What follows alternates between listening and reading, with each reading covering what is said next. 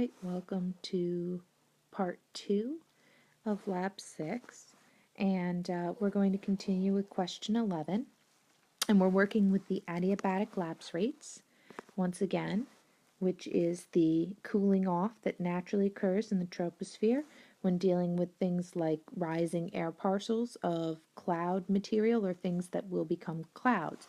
And we're starting out first and foremost with the dry adiabatic lapse rate, so dry ALR, which is an understood 10 degrees Celsius every 1,000 meters of rise.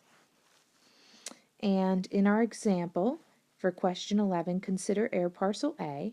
So that's this air parcel right here, which we're looking at. And it starts out at 28 degrees Celsius at the surface. It is forced to rise 5 kilometers. Once again, 1,000 meters is equal to 1 kilometer. So we have forced to rise 5 kilometers. The lifting condensation level, LCL, and as you know from the previous page's paragraph, the LCL is the bottom of the cloud. It's where the cloud is going to form. This is also the special point where I'm going to flip from my dry adiabatic lapse rate to my wet or moist adiabatic lapse rate, which is often abbreviated as WALR. And that is a given, and that number can change, but it's always variable, and it's somewhere going to be between either 5 degrees Celsius or a cooling off of 7 degrees Celsius every 1,000 meters. It's kind of in between those numbers, and it will always be given to you. Where the dry rate is always 10, the wet rate, the WALR, can be a range of anywhere from 5 to 7 degrees.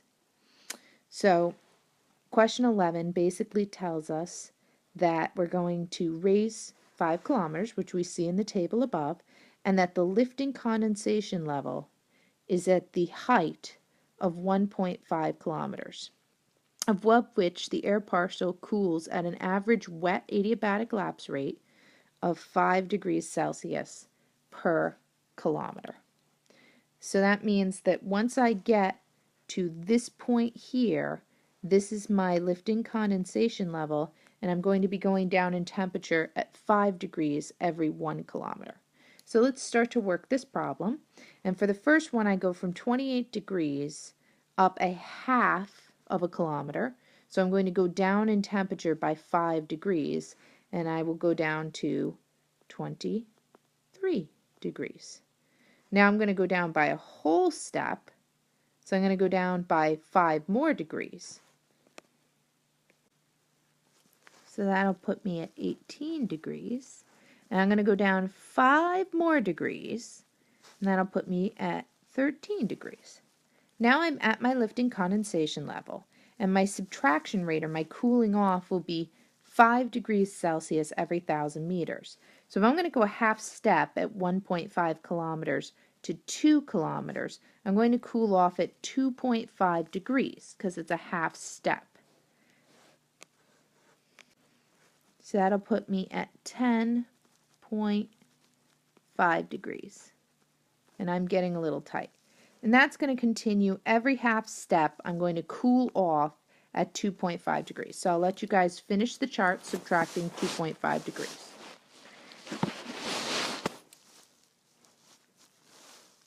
All right, so for question 12, we're now going to consider parcel B, which is this parcel, right? And it's starting at 10 degrees Celsius. And we're going to consider the surface temperature at 10 degrees Celsius forces the air to rise, reaching the lifting condensation level, the LCL, at 1.5 kilometers. So it's the same spot this time. The bottom of the cloud will be here. But the average wet lapse rate is 7 degrees Celsius every 1 kilometer, which means that when I get past the 1.5, I'm going to be cooling off at a lapse rate of 7 degrees, and if it's a half step, it's going to be 3.5 degrees every half a kilometer, right, as I'm going up. So for this, I'm going to start out again going down by 5 because it's half steps. This will put me at 5 degrees Celsius. The next one is going to be 0 degrees Celsius, -5 degrees Celsius, and now we get into the tricky of going down 3.5 degrees.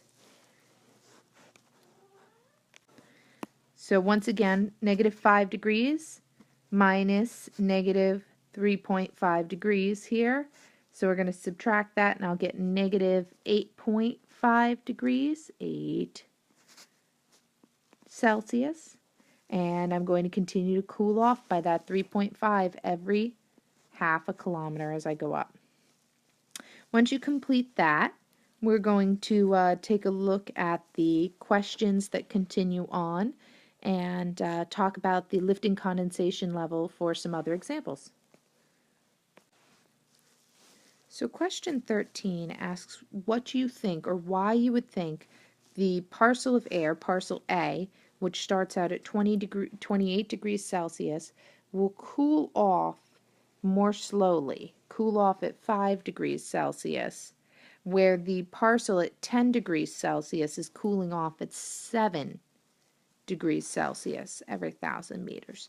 Why do you think a colder air parcel cools off faster when they hit their wet adiabatic lapse rate, where the warm air parcel will cool off slower?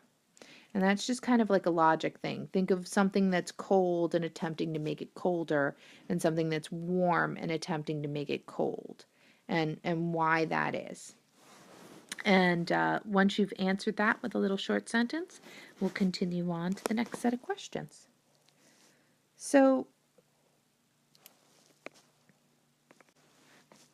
most of the time in science, we know basic instrument readings, like things like the temperature, and we know from the charts and what we did in Lab 5 how to find a dew point temperature.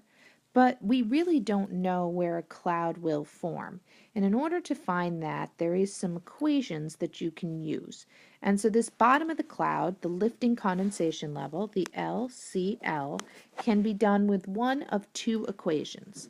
If you want to find your answer in kilometers, you're going to use this equation. And if you want to find your answer in meters, you're going to use this equation. Now, because this height is in meters, we're going to be using the second equation, which is 125 times the temperature in degrees Celsius minus the dew point temperature, which is abbreviated capital T, little d, in degrees Celsius.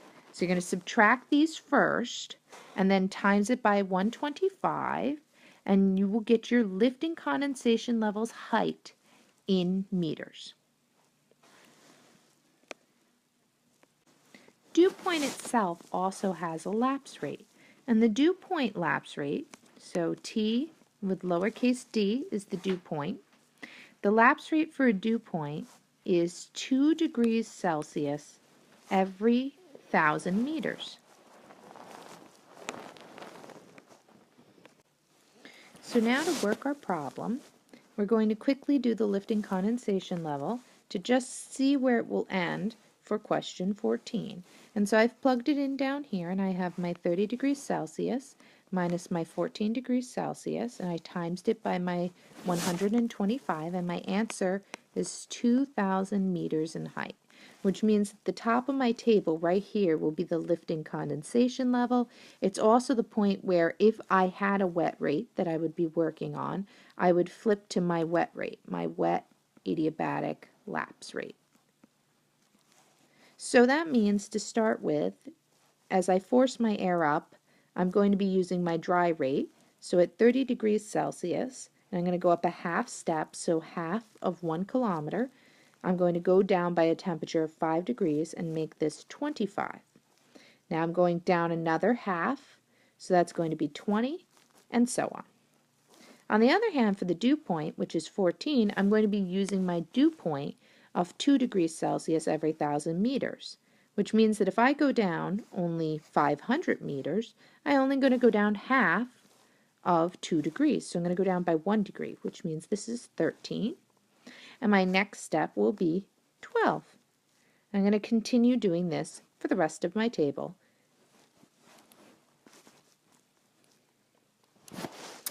The last part of our example, question 15 and 16 asked to do the equation where we're going to find the lifting condensation level in meters. So you're going to do the 125 times the temperature in degrees Celsius minus the dew point temperature in degrees Celsius. So sample A, if I'm going to plug it in, will be 125 times the 32 degrees minus the 20 degrees. This makes my lifting condensation level 1,500 meters.